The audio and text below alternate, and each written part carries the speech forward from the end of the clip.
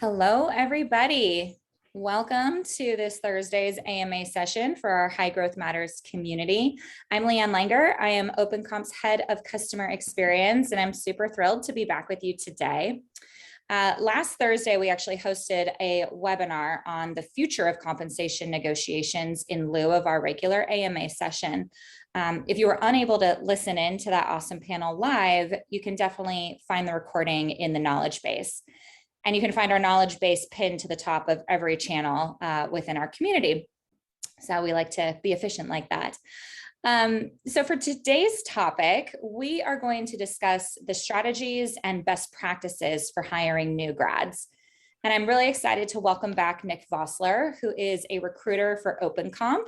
And this is his second time on the AMA stage. Nick, welcome. How are you? Thank you. I am doing well. It's a good week. I'm hoping I'm leading the leaderboard in terms of appearances at this point. Going to continue pushing for that lead. So it's nice to be back. Well, I'm glad that you want to be a contender there, and it helps that you brought your blazer today. So thank you. Got to get some brownie points. So let's start just with some questions regarding what is going on in your life of recruiting recently. Particularly this week, maybe. One of our awesome community members who is actually here with us live today. Hi, Megan. Megan, you shared an article earlier this week regarding tech giants who have paused hiring, for example, Uber, Meta, and Twitter. So Nick, question for you. Do you see this as an opportunity to snag talent that otherwise would not be accessible to startups? Or do you see this as an indicator to further slowing that may come in the market, or perhaps maybe there's a mix of both? I think it's definitely a mix of both, right? I've actually been reading a couple different articles on this week, as there's some major swings going on. But for example, one article I read, a partner of ours actually, they discuss kind of the benefits of quote unquote striking while the iron is hot. With a lot of these bigger companies like Meta, Twitter, or larger companies that are either slowing down, freezing hiring, or even laying off people, it is a really phenomenal opportunity to get some top tier talent in the doors for a smaller tech startup. As we saw in 2021, those big companies do come back to the market. So, when they're playing catch up, they're going to be putting out these offers that a lot of smaller companies simply can't compete with from a dollar perspective. So right now it's a really good time from that perspective. On the flip side, I have also seen articles from, where was that? I think it was a Bloomberg this week, but there was one prominent VC that sent out a pretty lengthy Zoom presentation to their portfolio companies, essentially telling them to batten down the hatches, so to speak, and really scale back cash spending on R&D and other projects that weren't strictly business necessary, and really just as a way to prepare for what is to come on both those realms. So it's a long way of saying it's definitely a mix of both. I think the worst thing you could do is wait till the end of it, because then those big guys are going to come back. But so if you're in the position to make a hire, it's a good time. Thank you for that. And Megan, this was your article. Do you want to share any thoughts surrounding that and why it resonated with you to post? Sure. I am seeing that many are hesitant to take a chance on a startup. I think with so much change and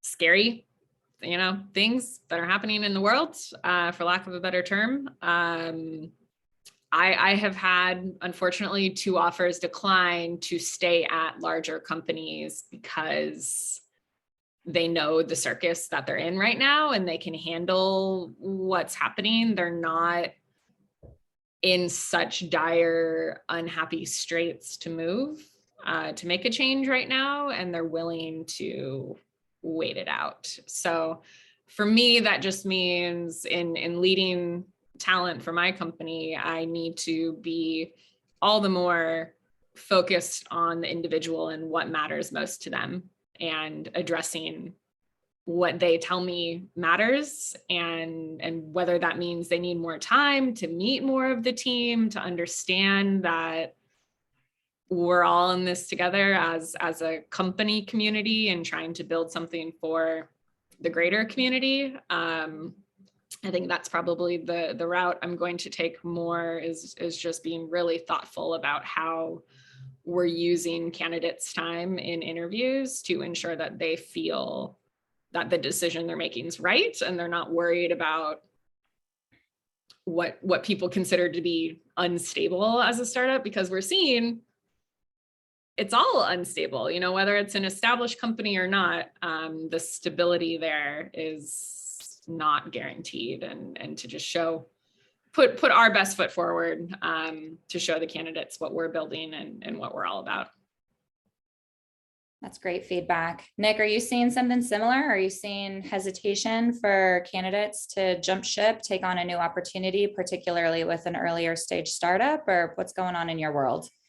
Well, it sounds like I had a pretty similar experience not too long ago, actually. Yeah, there was a candidate that we extended an offer to, I'd say this was 3-4 weeks ago, something like that. And even after, you know, we try not to renegotiate when we can, but this guy was pretty adamant about it.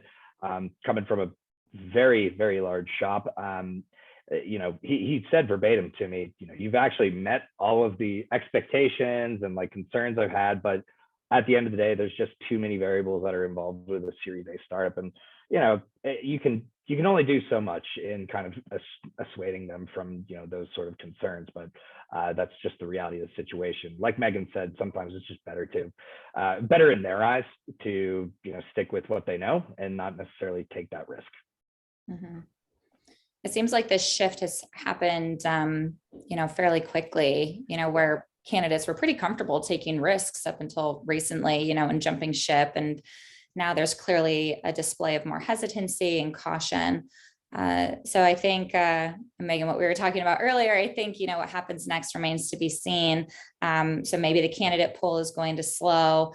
Ultimately, we need to figure out how we need to adjust our hiring plans so that we can more strategically manage both talent and also future burn scenarios.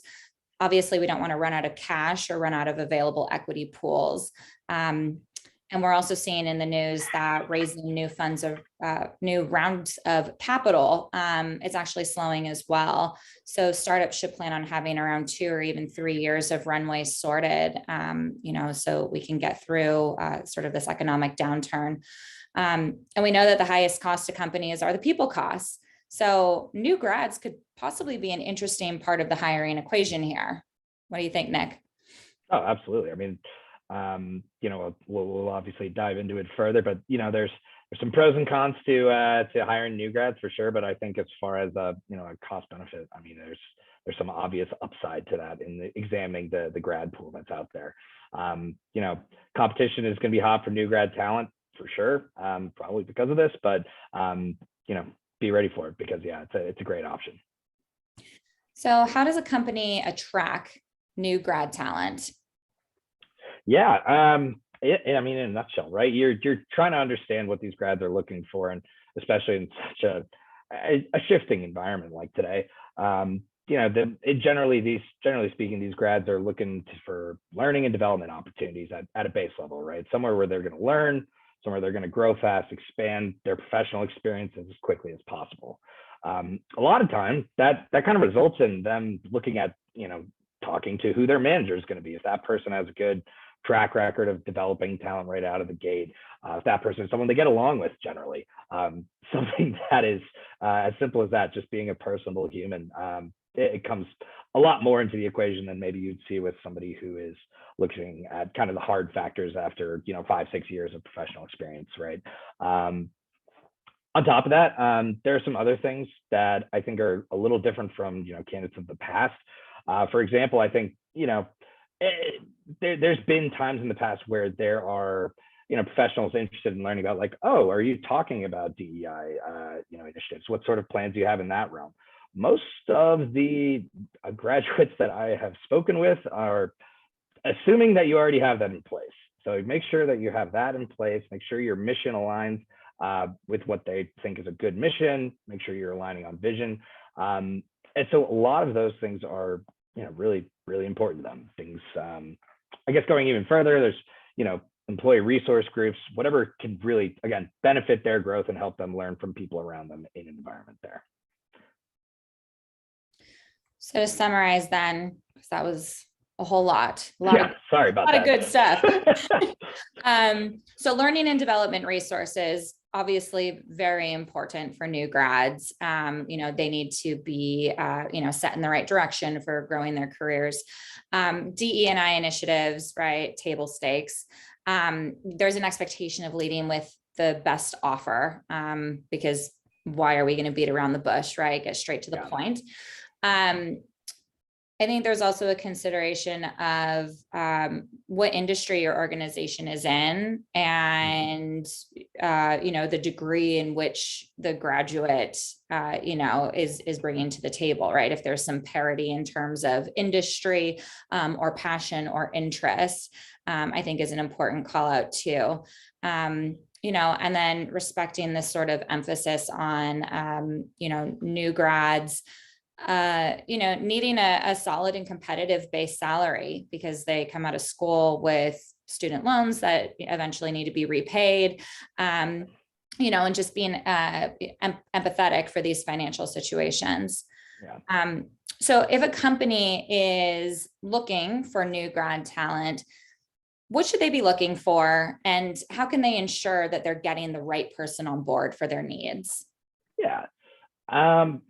Like this is kind of an indirect way of going about it, but it's going to matter on the role, right? Of course, so what you're going to be looking for from an engineer is going to be a lot different than a sales development rep, right? Like generally with this new grad talent, you don't expect to see a whole lot of applicable experience on the resume for sure.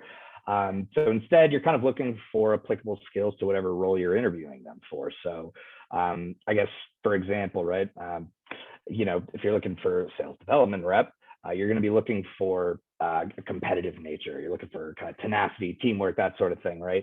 If you're looking at engineering, you're looking at how have they collaborated maybe on some group projects? Have they built outside projects themselves? Have they done any sort of like competitions in those settings? And really kind of trying to find the puzzle piece that fits for you is a little harder, but you need to start translating skills that could be applicable to your role that aren't necessarily direct work experience, right? So you kind of have to think outside the box there.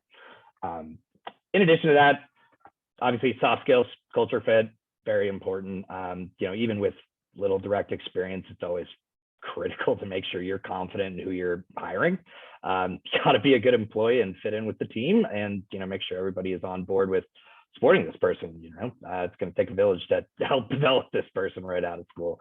So I think there's a really important emphasis on asking the right interview questions to help facilitate and interpret if those skills are going to translate well to your environment. I guess some other obvious things that you could consider, naturally, like a good school program is helpful. If you're considering a PhD grad versus a bachelor's grad, you're also looking for different things, right? A lot of PhD students might have actual work experience, but they should have publications and presentations on top of that as well, versus like bachelor's, master's, kind of more in the group I mentioned, campus groups, projects, that sort of nature, and make sure that they can speak in depth to those projects.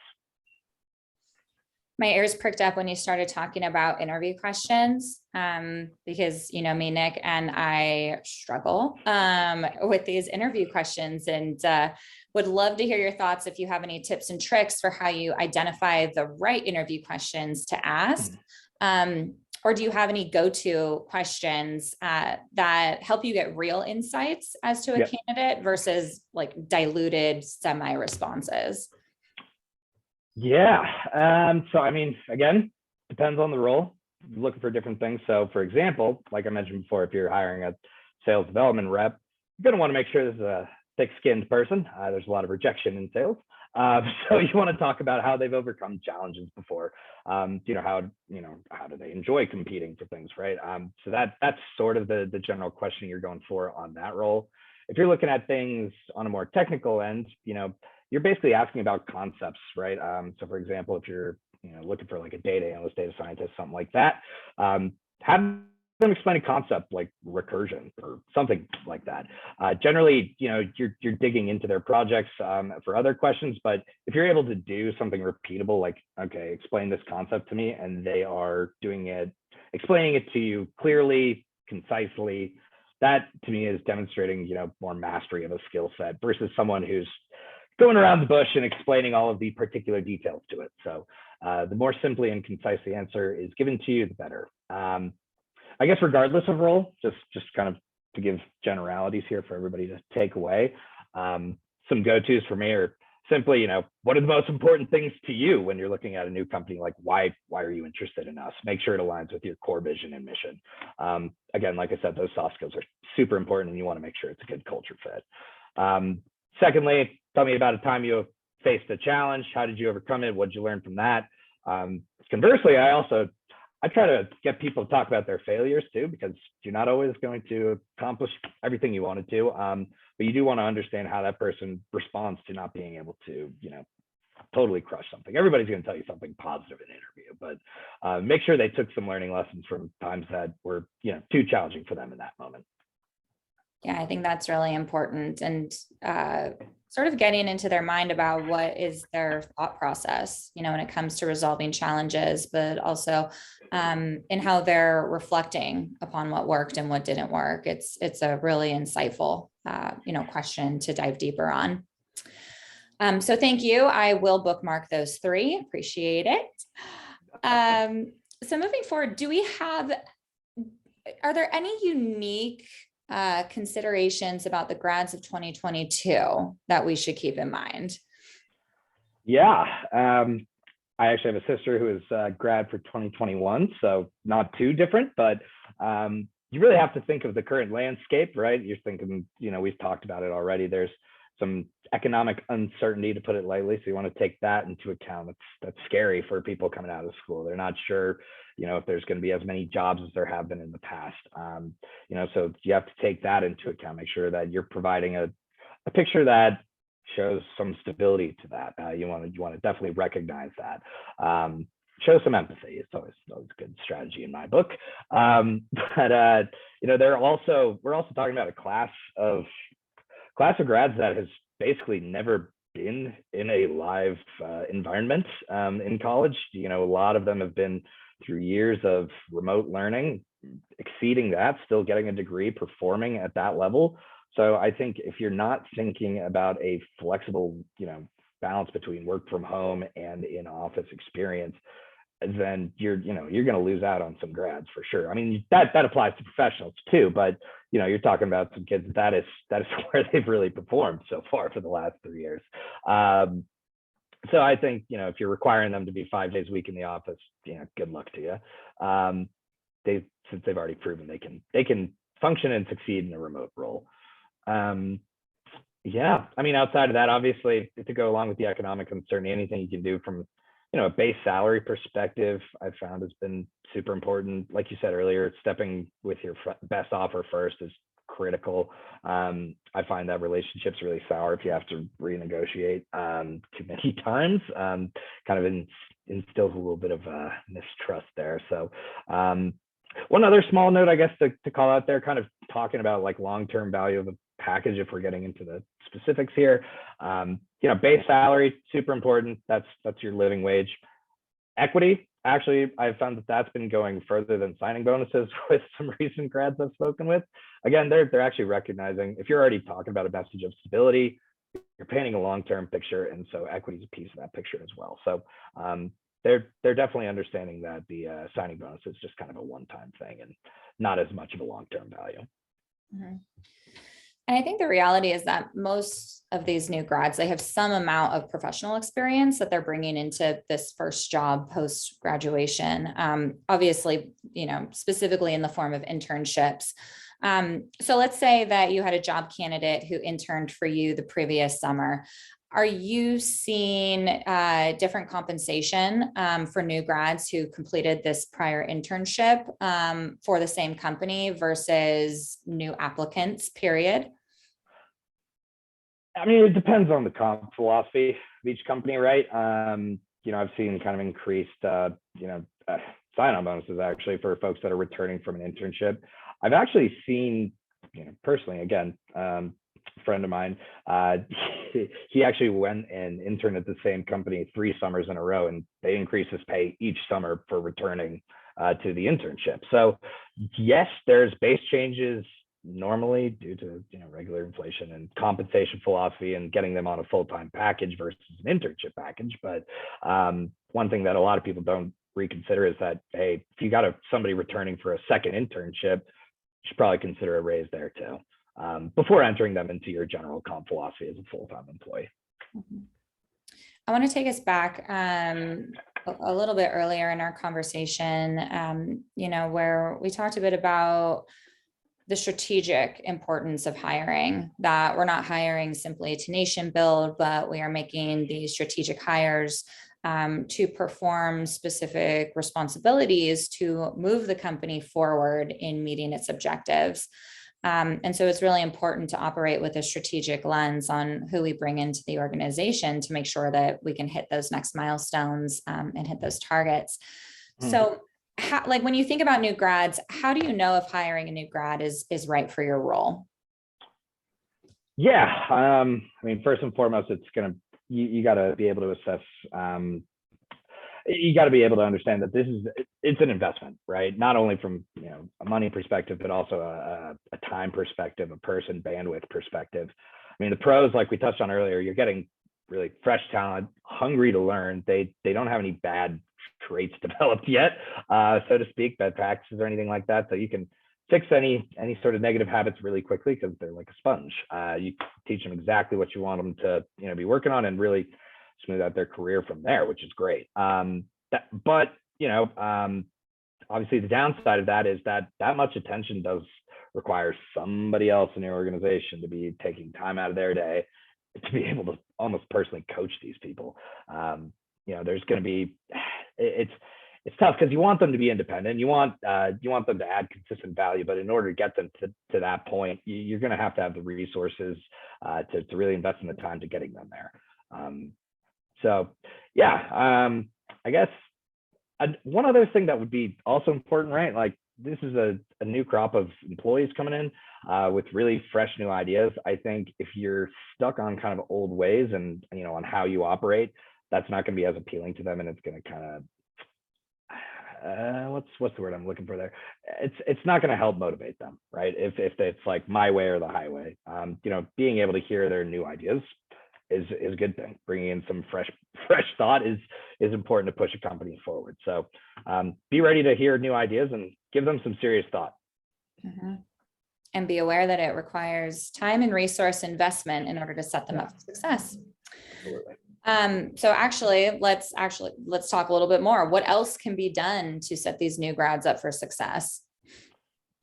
Yeah, I think first and foremost, making sure you're pairing them with the right manager. Out of the gate, that is their first person, basically more or less a role model, a teacher, sensei, whatever you want to call it. But making sure you have the right manager for each person is important.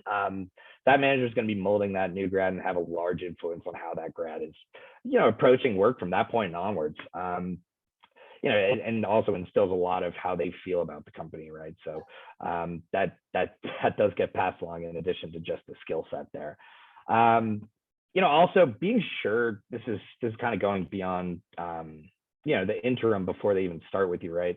Making sure you have a good onboarding process in place is critical. This is the first time, they're not only talking about the job at hand, but we're talking about how does medical insurance work? What is professionally expected out of me? What does a business environment look like? And making sure they're ready from that perspective is also critical. So in addition to a manager, make sure you've got a well-oiled people ops machine.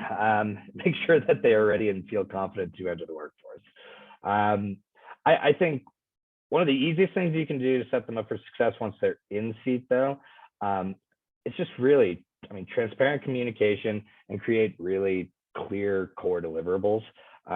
You're talking about in a classroom environment, you have various projects, you have various exams, things that are pretty straightforward, process-oriented, kind of less subjective to kind of independence and creativity and things like that. But that's what they're used to at this point. So if you're able to kind of get them heavily involved in an environment that's kind of similar to school out of the gate, they're going to feel comfortable and they can build up their skill set there, and then you can expand from there. So that I mean, that's like your first few months with them for sure. Make sure it's something that is clear. So then when you can review, there's no real room for subjectivity there. You bring up a really good point in that, trying to pair some of the experiences that they are familiar with and comfortable with that, and, try to recreate something similar within your organization can be helpful out the gate, just to, help the grad start thinking, how do I consider these problems within this new environment, but leveraging a framework that might be more familiar. So, can you talk a little bit about what student skills or experiences can apply really nicely to the professional world? Yeah, I think the most general thing, right, is you're looking for stuff that's outside of just the core education. The core education, yeah, we can see a degree, but you want to see people that have that ambition outside of just coursework, right? Internships, obviously the most direct comparison. You're getting experience in a professional environment, hugely important. Other things like I mentioned earlier, projects, any publications, groups or clubs they participated in, and what their roles were in those sort of organizations. And really just understanding, if let's say, for example, you're talking to a grad who's like a leader of a club or something on campus, you want to dive deeper into that and understand how they react to things going right, things going wrong. It's good opportunity to learn how they would respond in a professional environment for sure. It shows their kind of like level of commitment and thoughtfulness to a project or general group goal. So it's important to really dive deep into those extracurriculars, in my opinion.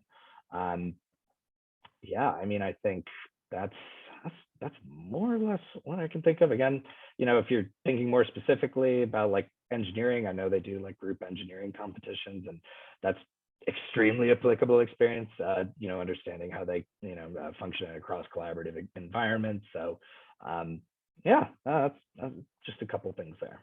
Yeah, I like the doubling down on the communication, the collaboration, the transparency, the trust. I mean, all the things that are important to employees at any level in the organization will still ring true to what's important to these new grads as well. Yeah.